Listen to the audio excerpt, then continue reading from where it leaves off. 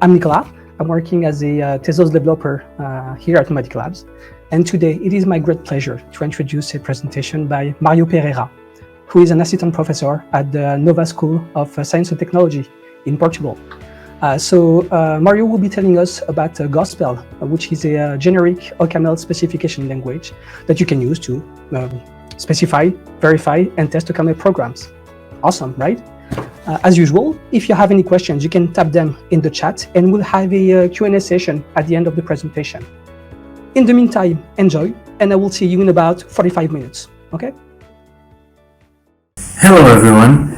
Let me start by thanking Nomadic Labs for having me in their research seminars to present the work on Gospel, the OCaml specification language and its ecosystem.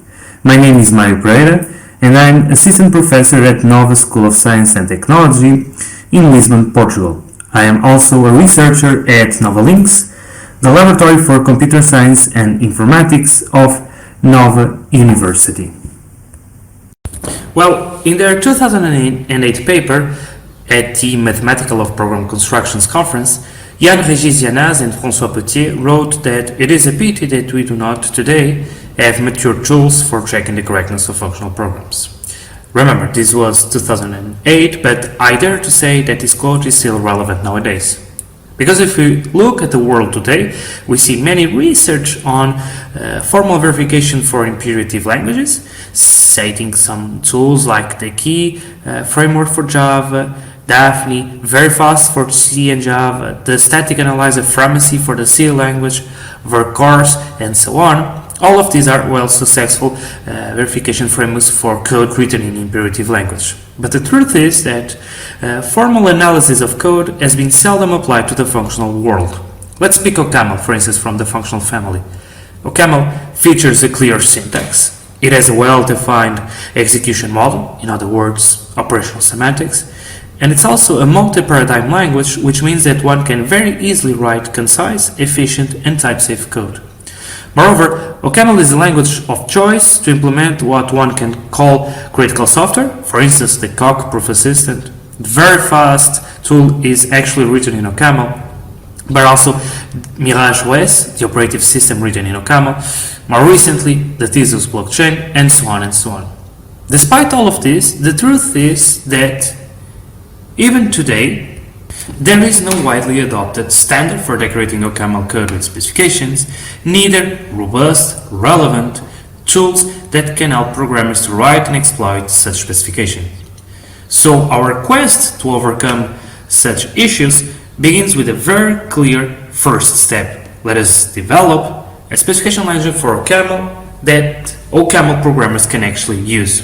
Because we believe that code and specifications should live and evolve together, which means that someone that writes OCaml code should also be able to write its specification. So it's actually very important to make a specification language that makes it easy for someone that is not a proof expert to write such formal specification. We also need and we want to build an ecosystem of tools that can assist OCaml programmers on formally documenting their own implementations, but also testing and formally verifying such code. Before digging into any kind of technical details, let me give you a brief historical context. Our ambition of bringing more OCaml programmers to adopt formal methods actually started a couple of years ago. From 2015 to 2021, we ran a research project called Vocal, the verified OCaml library, so its goal is actually easy to guess. The major goal of this project was to build and to distribute a formally verified library of standard algorithms and data structures, all of these written in OCaml, as no such library existed before this project. This project was ran by 3 academic partners with teams located at Saclay, Paris and Grenoble, but also by 2 industrial partners, TrustingSoft and OCaml Pro. And one of the major contributions of this project, of the Vocal project, was the first definition or the embryo of the Gospel specification language, which is the focus of my talk today. Gospel stands for Generic Ocaml Specification Language, And we believe this is the central piece in our quest to implement formal methods within the OCaml community. We want to make Gospel the de facto standard for decorating OCaml code with formal specification. Gospel is expressive because user writes specification in an extension of first order logic, so it's expressive enough to specify, to describe interesting properties of code. We believe it is understandable by OCaml programmers, namely because OCaml terms are actually written in a subset of the OCaml language itself, plus the use of quantifiers. It is a concise specification language, which is a big improvement over regular separation logic.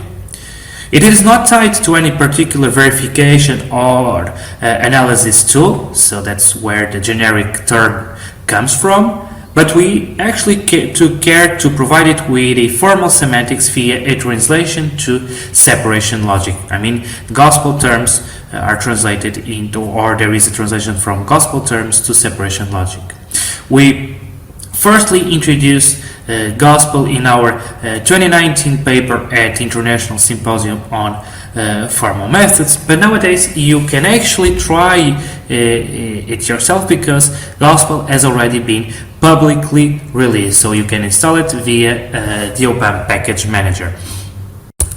So in this talk, I'll be covering the practical aspects regarding the Gospel specification itself, how it is defined and how we define its semantics via translation into separation logic, and how one can use it to provide formal documentation to OCaml interfaces.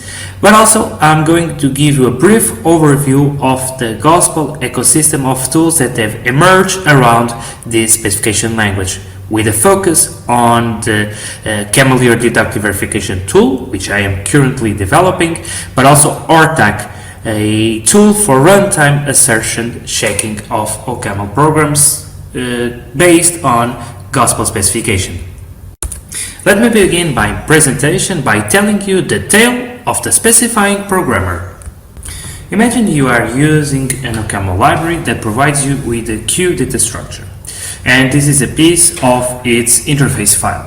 As OCaml programmers, we are used to read such interface files. We can easily spot type definitions, for instance here the type of the data structure itself, and several functions to manipulate such functions, and in each of these lines we declare the type of the arguments and the return type of each function.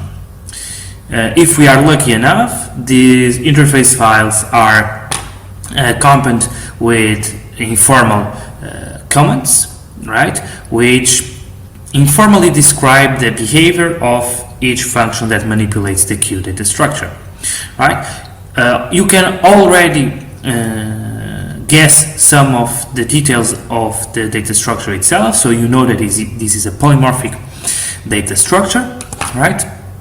And you can also almost be sure that this is a mutable implementation, since when you look into the create and moreover the type of the push function, you see the units here and there, so you can very easily figure out that this is an mutable implementation, right? But for example, when it comes to the pop function down here, does it work when the queue is empty?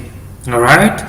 If so, or if it doesn't work when the queue is empty, does it raise an exception? Or on the other hand, we should actually assume that this only works for non-empty queues, right? In order to answer such questions, this is where formal specification enters the scene. So one possibility to attach formal specification to this file would be to use some kind of separation logic. So in a sense, you would say that a value of type T is always a well-formed queue in memory, which is represented by this representation predicate R, which says that the entry pointer, here represented by type lock, is well formed in the heap memory, and its logical model is this mathematical list, right? And when it comes to attach contracts to each function, for instance, we could write for the create function a post condition that says that, okay, so I get back a well-formed or a well-represented queue where its logical model is the empty list. For the push function, I always need to give this function a well-represented queue, right? I modify it, so I also get a new queue, but it's still well formed memory, and I have updated its logical model. So the new logical model, L prime, is actually the model before executing the push function with the element v, which was the argument, appended to the end of the queue. In other words, appended to the end of the logical model, right? And now what's interesting here is for the pop function, other than requiring as a precondition the argument q to be well formed, right? It also requires the logical model to be different from the empty list. So this answers our previous question: does this pop function works for empty queues? So the answer is no. It requires that the entry argument is a non-empty queue. And finally, as a post condition, we are saying that we modify it, but we get back a new queue that is still well formed. The new logical model L prime is actually equal to the previous model L, except that we have removed the head of such list. So now a new question pops up. Do you believe this is a good way to formally specify your OCaml interface files? Or maybe I should ask, do you believe this is simple enough for an OCaml programmer to write, to understand and to maintain? Or is it too verbose, too technical for someone that is not a proof expert to understand?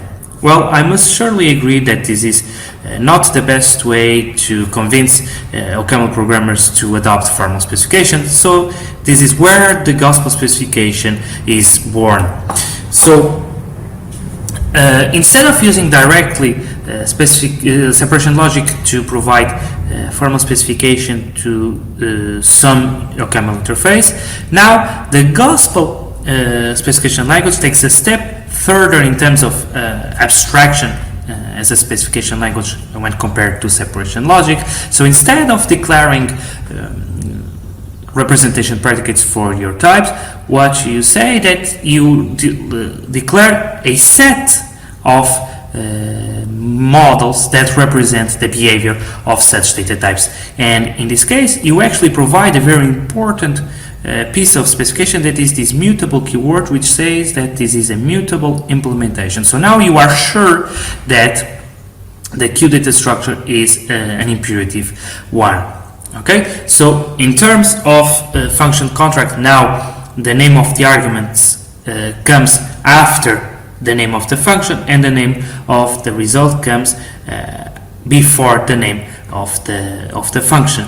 Okay, so for post conditions we keep writing ensures, and for preconditions we keep writing requires, but now you don't have any of those bureaucratic symbols from separation logic. So now you only refer to the model fields of the Q data type. So in this case, you just say that after executing create, you get a new Q represented by the Q letter here, and that it possesses a view model that is the empty list. Very importantly, in gospel you need to state that the push operation does perform some side effect, and you do that by writing modifies the argument q. Okay, so now you know that this function performs some side effect on memory. Hence, now you have access to the previous model view from before executing the push function using the old keyword. So in a sense, this post condition simply reads as the new view model is actually equal to the previous one where we have appended to the end the element v that we also passed as an argument for the push function. Finally, pop. The precondition is the same as before, right? You just say that the model view must not be the empty list. You also modify the list because you are extracting elements from the queue itself, and you say that the new model where you append to the head the result v reforms or is equal to the previous model that you had before executing pop. So one important thing that you can notice is that there is no need to pass around representation predicates in preconditions or postconditions. So it means that we implicitly assume in gospel that every argument that we pass to our function is implicitly and always well represented in memory. So in order to better present the gospel specification language, let me take you on a tour around its most preeminent features. Always considering the queue data structure, let's equip its interface file with a very classic isEmpty function that decides whether the argument data structure is empty or not. So once again, we provide a contract in the form of a gospel comment. Gospel elements are always given within special OCaml comments, right? And the post condition of this function states a very basic condition. It says that we return, or isEmpty function returns the boolean true if and only if the view model is the empty list. So what's interesting about this simple function is that you do not modify the argument q. So this is what we call a read-only argument. And so we equip gospel, or we are translating gospel into a separation logic equipped with read-only permissions.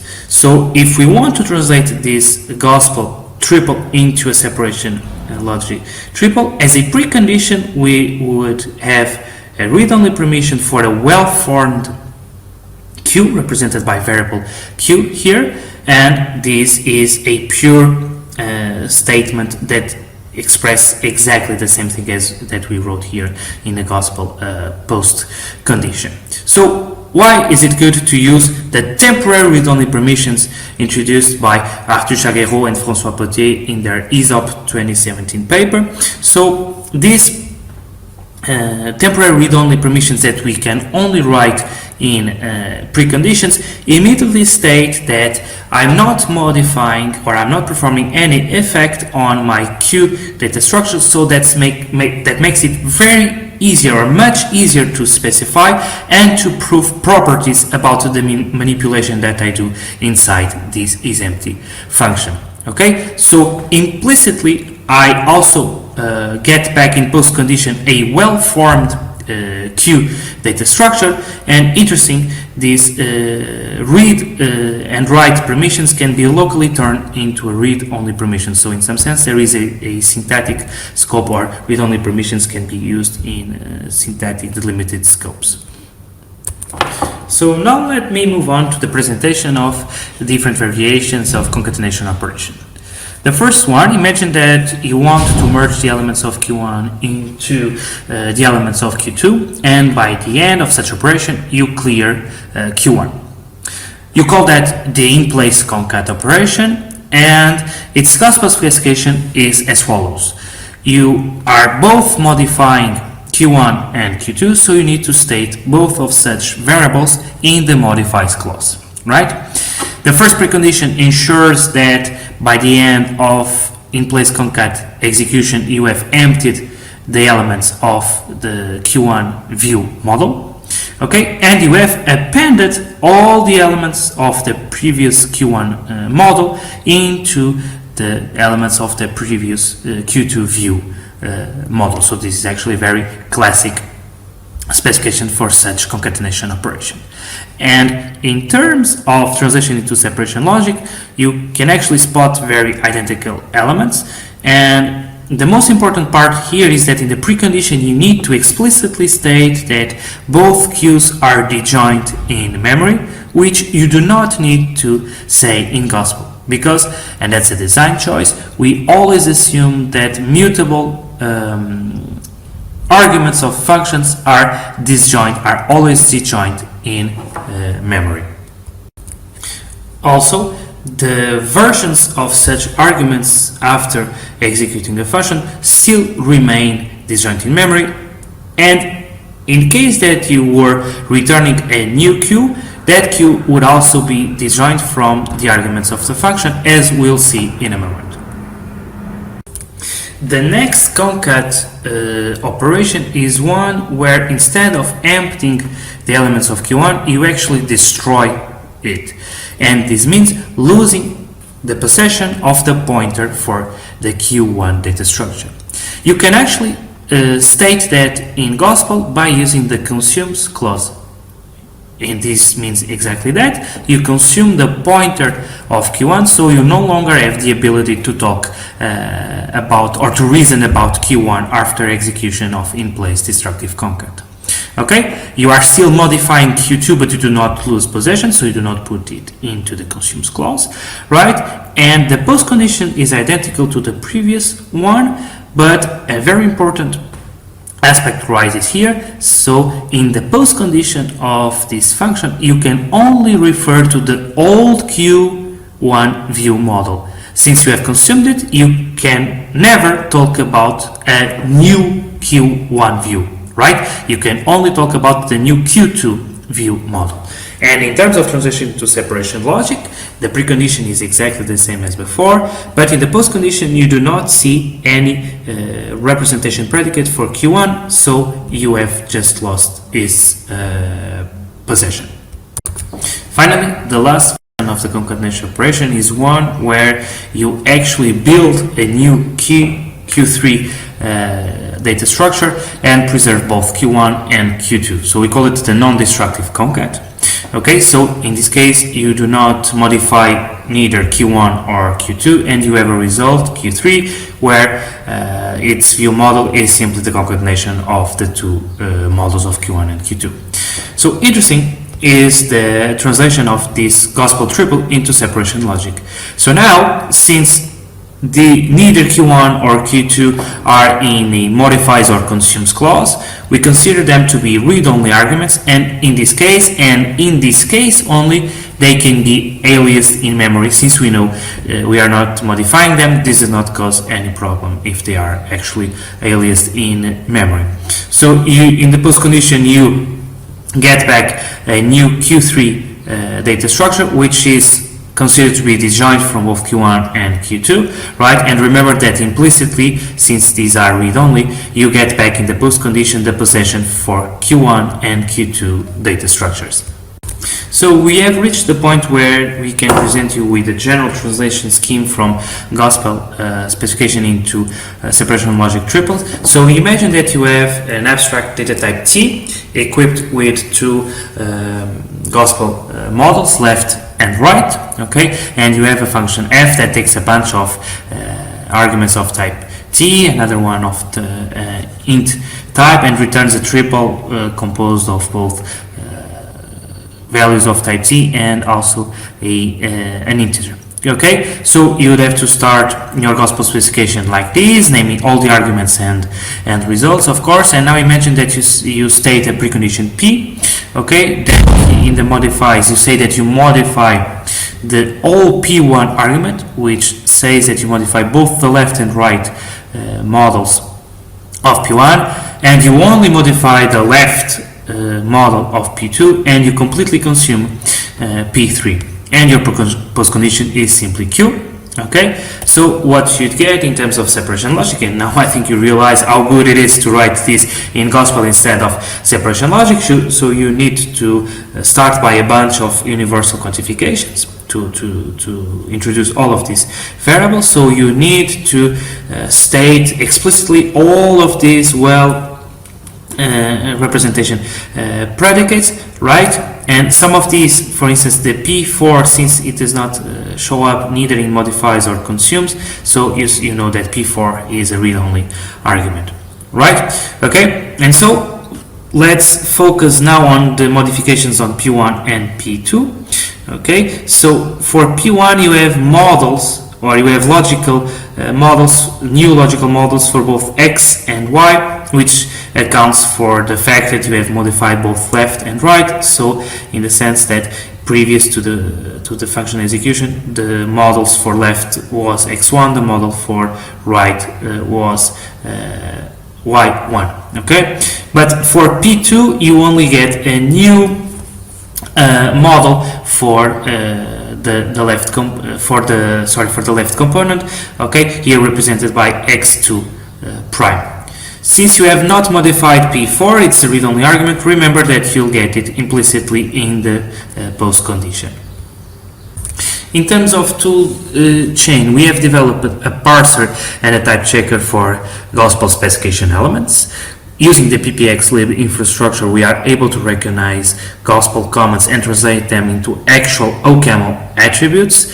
And also using the ppxlib, we are able to parse them and integrate them with the corresponding OCaml elements inside the OCaml AST.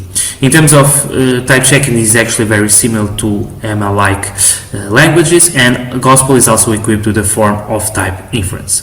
Finally, Gospel is shipped with a standard library of specification elements, one that features mathematical theories to be used in specifications, containing, for instance, logical symbols such as mathematical integers, sequences, sets, lists, and so on. We have also put into this standard library already some logical models for built-in OCaml data types, for instance, arrays or machine integers. And what's interesting is that all gospel elements and all supporting gospel theories can be written in regular OCaml files, and that's actually the case of the gospel standard library, which is written in a regular .mli file, one that is filled with a bunch of gospel comments. Alright, so it's time for the first demo of the day, and let's see some gospel in action. Alright, so this is the very same interface for the Q data structures that we saw in the slides. The same data type definitions and the same function definitions as before, together with their gospel specification attached. So the first thing that we can do is actually call the gospel parser and type checker. This is as easy as typing gospel, check, and the name of the .mli file. Okay, and so as an answer we get an OK, which is already pretty good, but we can actually ask them to be more verbose. Okay, and now you can see a bunch more of information, like the file that you parsed, its gospel counterpart. Okay, so you can see in the parsed file the gospel elements translated into OCaml attributes, right? And what's more interesting perhaps is the typed gospel part, in particular because you can see that OCaml list, or the symbol list here, is implicitly translated via a coercion system into mathematical sequences. Okay, so now what I propose to show you is to write gospel contracts for new functions of the Q data structure. So imagine that now we want to add a pick and a clear function. Alright, starting with pick, this simple function here works pretty much like pop, but instead of removing the element from the queue, it's simply it stays there and it just returns the element, and the queue is unchanged.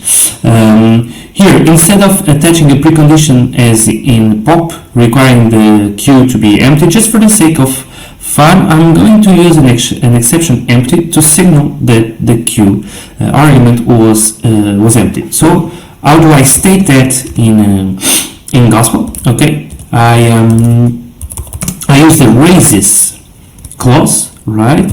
I say what happens when the empty function is raised. So in this case, the empty function was raised. Why? Because q dot view was the empty list. Okay, nothing as simple as that.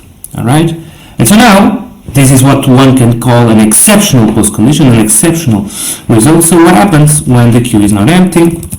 Well, actually, in that case, I just put it in ensures as before, right? And what I'm saying is that the V that I'm returning, so now since I know that the view model is not the empty list, so I can be bold enough and actually call the ht function from list. Okay, here we go. So now if we check again without the verbose, it is still okay. And now with the verbose flag on, yeah, you can also see the result here.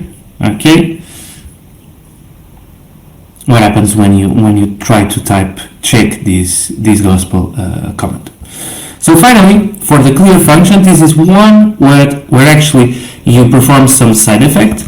Okay, so once again, you need to state that you modify the queue, right?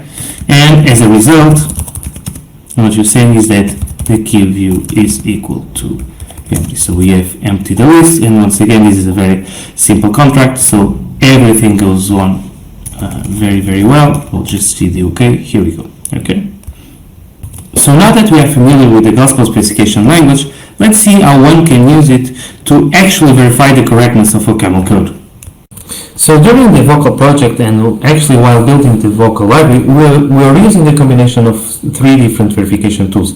The first one, Y3, is oriented towards automated verification, since generated verification conditions are sent to be discharged by automated theorem provers, normally SMT solvers. Then Coq, which targets purely applicative programs, and it features an automated translation machinery into OCaml, so that one can get executable OCaml code from proofs. And finally, CFML, which is a very rich tool, since it embeds a rich high-order separation logic within Coq, so one can use it to conduct verification over OCaml programs that target pointed manipulation, and also that mix higher order with effectful computation. Okay, but we felt that none of these tools or none of these approaches was perfect.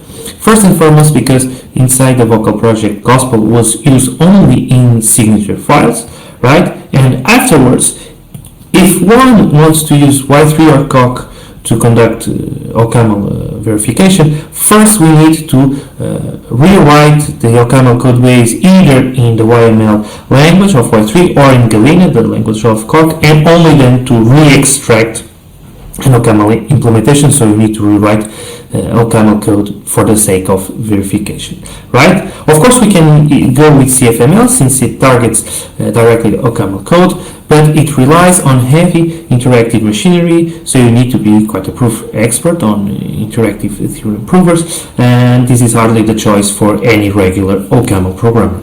So this is why the Cambodia tool was born, because we wanted a tool with a different vision that could fulfill the gap left by the other three approaches. Okay, and so the Cambodia project is actually aiming at developing the principles and methods for OCaml programmers to verify their implementations.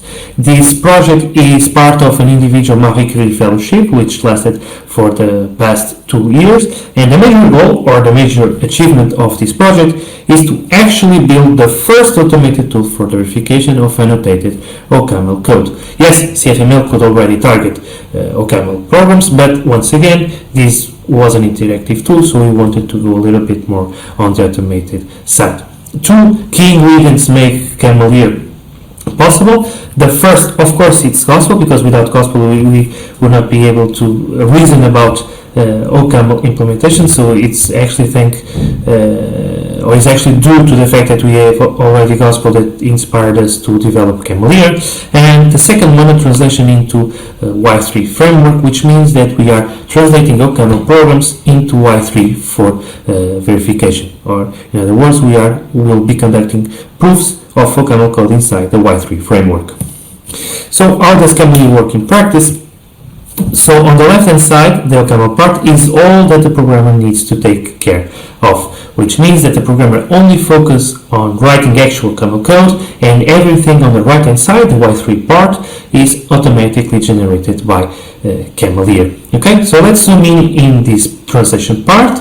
What we are proposing here in practice is, instead of using Y3 as of today, which means using YML as a programming language and then conducting verification directly on YML-written programs, and only then get by extraction an OCaml compilable implementation, we propose to use YML as an intermediate verification language. So we start from OCaml annotated with Gospel, and thanks to the PPX lib infrastructure, we are able to extract the OCaml AST and translate that into the YML AST. So out of the box, we are now able to use any available tool from the Y3 toolset, in particular its interface with automated hearing programs like SMT solvers, but also interactive ones, to discharge generated verification conditions. Okay, in terms of translating OCaml and Gospel annotations into YML, so far OCaml here supports a subset of the OCaml language, one that you can call the core OCaml language, plus functors. So there is no support for the moment for the objective layer, neither to type-oriented features such as GDTs or polymorphic variants. In order to extend Gospel for the implementation files.ml files, we added loop invariance and termination measures in order to prove that some loop will always terminate, but also intermediate assertions that you can place in various points within the code. We have limited support for higher-order functions and mutability. The first one is imposed by both Gospel and YML, and it means that we can only deal with pure high-order functions. Mutability is also or follows the same restrictions as Y3, in particular that all aliases must be statically known. But so far, we have been able to use OCaml to verify more than 30 interesting OCaml modules, which range from data structures to high-order implementations, but also functorial implementations, namely the set module from the OCaml standard library, which is implemented using Naviel 3. But as I always say, a demo is worth 1,000 words, so let's see an example of using OCaml here to conduct the verification of an OCaml program against a Gospel specification. Okay, so here is an OCaml implementation of a mutable Q data structure, and I have implemented as using the classical approach of using two lists. One of those lists contains elements stored in reverse order, the rear list here. Okay.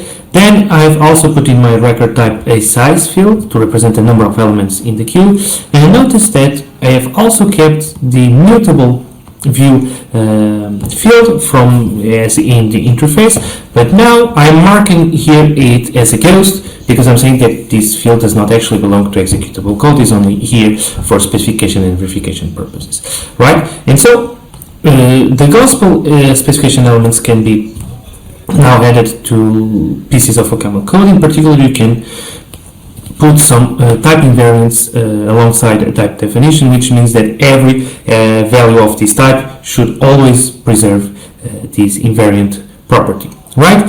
And then afterwards is the very simple definitions for the functions that we are expecting from the Q data structure. Create is empty, push. Now when it comes to pop, it's actually more interesting because since I need to upload or to update the view model by removing the last element, because that is the one that I'm popping from the queue, right? And since this view model is ghost code, I'm also going to update it using a ghost function tail list, okay? And what this function, the interest of this function is that I can attach to it a precondition that says that, okay, you can only call this even if it's ghost code when the the argument list is not the empty list. So in particular, this assert false will be turned into a proof of unreachability inside the execution flow of the code, right? As it is this one here, because I'm putting it here, a precondition that the queue is never the empty queue. Okay, and so a little bit more complex is the in-place concat function, right? Here I'm using a while loop that is transferring elements from Q1 into the Q2 queue, right? And so what I'm doing is that I'm calling pop from Q1 and then pushing into Q2. Okay, the first line of the specification for this while loop is the variant, which helps me proving that this iteration eventually halts, or it's actually a terminating loop, and afterwards is the loop invariant. The first four invariant clauses restate the type invariant for both Q1 and Q2 arguments, and this is because it's not easy for Y3 to automatically check and know that inside a while loop the type invariants of the elements that I'm manipulating always hold. Okay, so I need to restate them as a loop invariant, so to help my SMT solvers discharge the proof obligations, right? And so finally, the last invariant here says that I am correctly transferring elements from Q1 into Q2, so it says that the current view of Q1, where elements of the current view of Q1 are concatenated, is actually equal to the initial Q2 view where elements of Q1 are concatenated to the end. And so you can see this is actually very similar to the post condition that I'm trying to prove. Now, conducting deductive verification using Cambodia is as easy as typing Cambodia and the name of the file. Once I do that, the Y3 integrated development environment is automatically open up for me. So for those of you who do not know Y3, on the left hand side I have my proof tree, and on the right hand side the code and verification conditions that I'm trying to prove. So if I select the T node here, and this yellow part tells me what I'm actually trying to prove. Now in this case it stands for the type invariant, and in practice this means that I'm trying to prove that this invariant does not introduce any contradiction in my proof context, or in other words that this type invariant is inhabited. There is at least one element of this type that respects the invariant. Okay, and so when I click task I can see the formula that is actually sent to SMT solvers. Right, so this is an existential formula that I'm trying to prove, once again, that there exists at least a way to build an element of type T. Alright, and so if I click here, I see there is a green button, and I see that the CVC4 SMT solver was able to discharge this verification condition in no time. Okay, so SMT solvers are actually quite good nowadays, and so if I open up every one of these nodes, I see that they are all green. So for instance, for the create function, which is this formula that I'm trying to prove, this goal here, okay, so CVC4 is also able to discharge it in no time. So the create function here, the implementation adheres to the gospel specification. More interesting, the in-place concat function, and when I do a split in order to destruct this huge formula into smaller conjunctions, right? I split it here in the AND symbol, so I have smaller formulas, right? So in this case, I'm trying to prove the first that the first invariant actually holds, all right, before any iteration. And this, after splitting, it generates a bunch of verification conditions. For instance, here, this one tells me that actually the loop will always terminate because the length of the Q1 view list is always decreasing, strictly decreasing after each loop iteration, right? Okay, and so for each piece of loop invariant is preserved across every iteration. Also, the precondition here, it states that, okay, so every time I call a pop function, this precondition here is proved, which means that I'm able to always show that I'm never trying to pop from an empty queue. And finally, the last post condition, which asserts that I have successfully transferred all the elements from the Q1 queue into the Q2 data structure. Okay, and so this is represented by stating that the two view models are actually the concatenation of all the Q1 and Q2 and Q1 models. And so, as you can see, all of this is automatically verified after OCaml translated successfully the OCaml implementation into YML, and then Y3 was able to, from that implementation and the specification, generate the necessary verification conditions to prove the correctness of the Q implementation. Now let me present you a different tool from the Gospel ecosystem, one that deals with runtime assertion checking of OCaml code based on Gospel specification. The rtag tool, which stands for OCaml Runtime Assertion Checking, is developed by Jean-Christophe Villiard, Clément Pascuto, and Nicolas Lisbon, all based in Paris. It is a runtime assertion checking tool that has been used to test so far OCaml modules from the Refinement library developed at Taridays, and it can be used under a different set of scenarios, for instance as an interface for American fuzzy looping, but also to generate program monitors. Okay, so how does rtag work in practice? Well, once again, the OCaml programmer only needs to focus on the left-hand side of the diagram, which is the actual OCaml code. In the .mli file, it writes a Gospel specification, which is automatically treated by rtag. Now, contrarily to OCaml here, we do not put any kinds of specification inside the implementation file. What rtag will do with this file is that it's going to generate a new version of the implementation, one that is actually augmented with monitors that are going to check if the Gospel specification is respected at runtime, which means respecting preconditions at call site, post conditions are verified, but also that type invariants are maintained throughout the code execution. Okay, so let me conclude my presentation by giving you some future perspectives. So far we have developed Gospel as a simple but expressive enough specification language for OCaml programmers to use. I hope that you got interested. It is equipped with a formal semantics via translation into separation logic, so it's actually understandable by a machine, so we can use it as a formal method routine. We have also started to build comprehensive ecosystems of tools for testing the verification, but also documenting OCaml implementation. The main case studies so far are the vocal library itself, the Cambodia gallery of verified programs, and all the modules that we have tested against Gospel specification using rtag. We believe that some of the ideas of Gospel can be reused to provide specification for other programming languages. For instance, can we reuse some of the ideas and adapt Gospel to specify and verify Rust code? Finally, I'm happy to tell you that the main actors of OCaml verification tools and Gospel language are now working on, or keep working on, developing Gospel, improving its ecosystem to make more reliable and robust tools, and also evaluate Gospel on different case studies, namely those that are used under an industrial setting. The partners of such project include, as usual, academic partners, but Taridays and Nomadics will be our industrial friends. Let me conclude by thanking all the former and current Gospel developers, and I'm really excited about the future, so willing to see some more people joining the effort to make Gospel a reality. I leave you with a GitHub link to the OCaml Gospel project, where everything is happening, from the development of the language itself to the development of the ecosystem tools.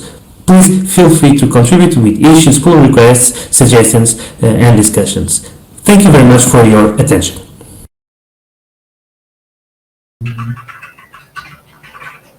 Thank you, Mario, for this very interesting and pedagogical presentation. That was very nice. Now we're going to have some questions and answers. Okay, so I see that there are already some questions on the chat. So I'm just going to read them plainly. Okay, so that it's not subject to my interpretation. So we have one where the syntax of the modeling language is compatible in the case of the Q data structure. Okay, square brackets for the empty list, plus for the concatenation, etc. But what should the user do in other cases? Could someone add other constructs to the specification language? Yeah, Sure. So if I'm not mistaken, and I'm almost sure that we have implemented in the gospel toolchain the same lexical conventions as in the OCaml parser. So yeah, you can define your own, for instance, infix operators just to form these kinds of operators. Yeah, it's totally possible. Okay, nice. Okay, very good.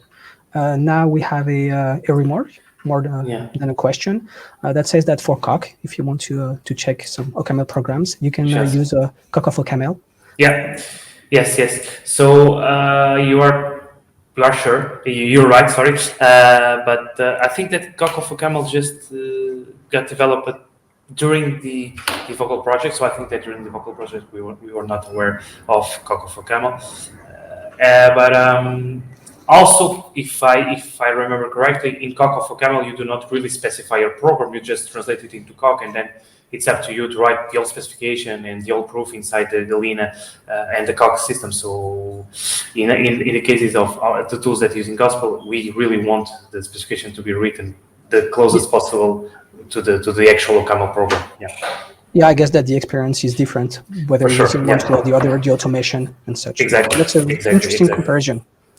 If there are more questions, guys, don't hesitate to type them in the chat. I have if ones, if that's okay. So a question I'm sure a lot of people are wondering is that when using Gospel plus Camelier, are verification conditions generated to show the absence of runtime errors, such as integer overflow, out-of-bounds accesses, and such? Yeah.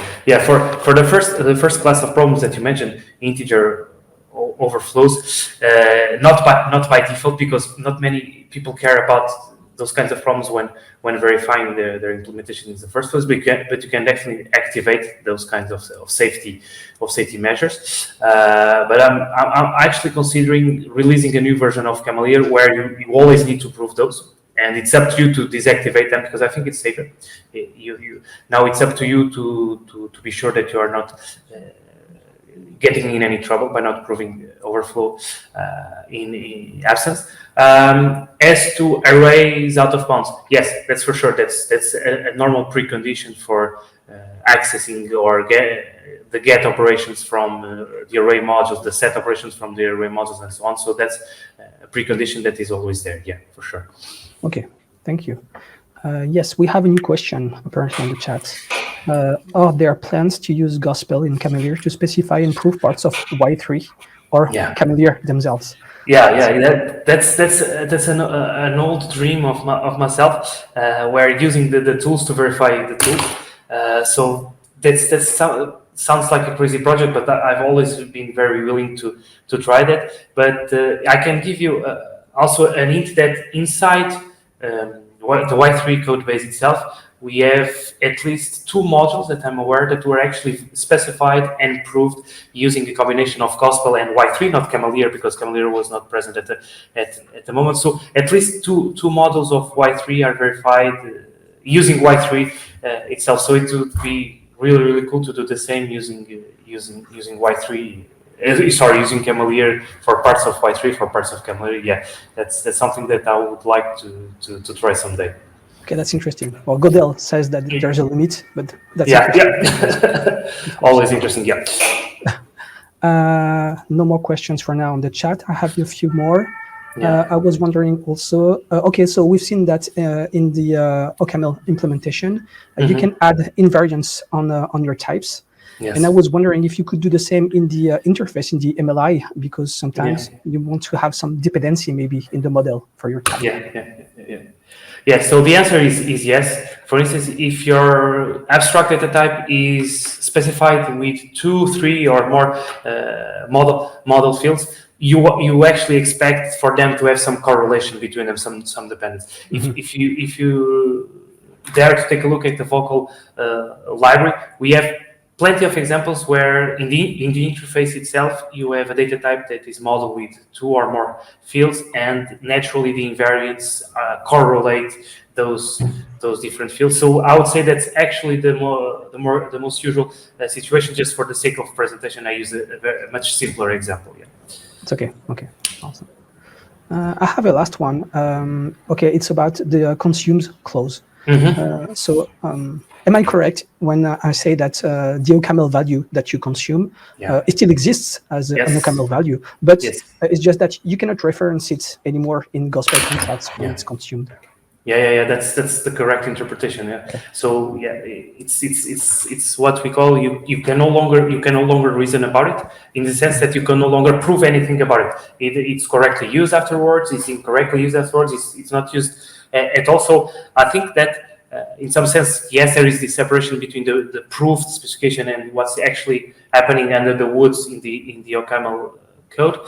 So I think it would be interesting to maybe one day to cross some of the ideas recently introduced by François Potier in the logic to reason about garbage collection. I mean, some elements, because in some sense, when we perform the concatenation and we consume one of the queues, does it mean that the GC will actually work immediately? So is that value still present, or is it consumed by the GC? So François has this very interesting logic about garbage collection, separation logic, that integrates some garbage collection reasoning. So maybe one day in Gospel you can actually mix the consumes with something that you say for sure this will be collected by the garbage collector. Yeah.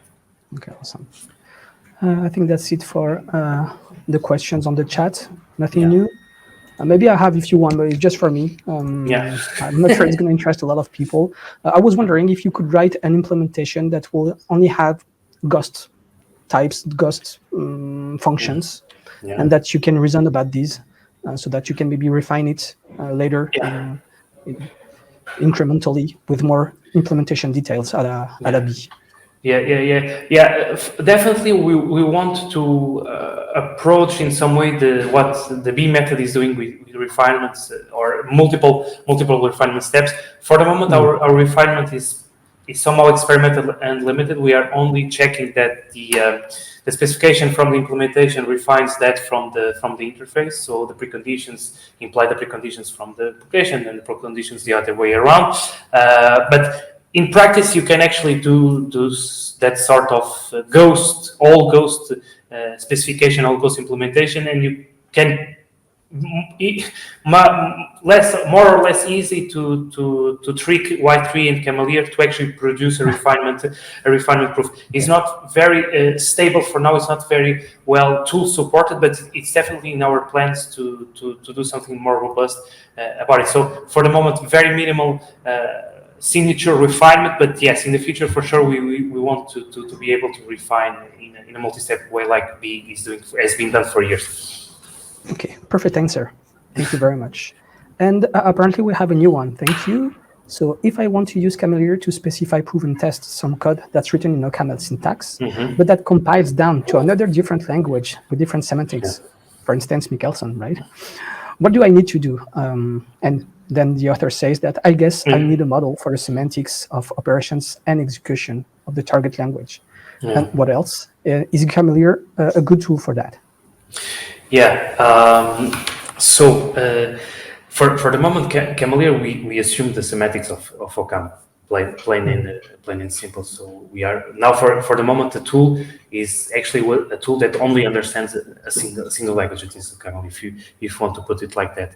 So one way to answer this question would be, okay, for instance, you can think of something that is very close to OCaml, like the language that you can write smart contracts that looks like legal OCaml.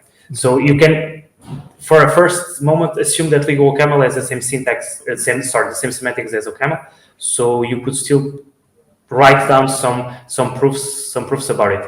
But if you really want to be sure that you comply with the semantics of Michelson and the semantics of the Tezos blockchain, then yes, as Mohamed put it very clearly, you need to embed a model of the virtual machine, the Michelson language stack machine itself. So in that sense, one thing that it's possible nowadays would be to write the specification for the Michelson and the Tezos blockchain in Gospel, okay? And maybe think of some compilation chain that is using that specification in order to reason about semantic preservation of the proofs that you are doing in the first place. A kind of proof carrying code or proof carrying the implementation of OCaml here. That it's not here for the moment, but yeah, definitely it's a nice project. Okay, interesting. Sounds technical, but interesting. Yeah. Okay, are there any questions? Well, if not, then thank you again very much, Mario. Thank you. Thank you, everyone in the assistance, and well, I'll see you around, and have a good day. Thank you so much. Bye bye, everyone. Bye.